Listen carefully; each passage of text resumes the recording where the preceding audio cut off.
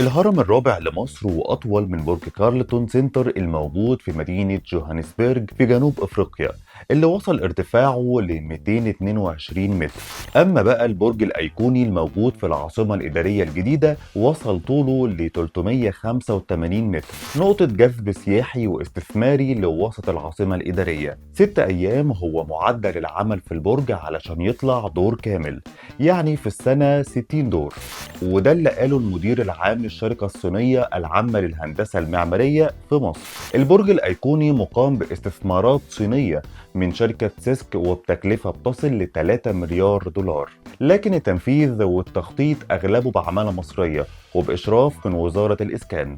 المهندس يسري السلموني مدير مشروع البرج الأيقوني قال إن البرج هيكون فيه مقر إداري وتجاري وفندقي، وبينقسم الجزء الأخير إلى شقق وغرف فندقية بتتبع أحد الفنادق العالمية.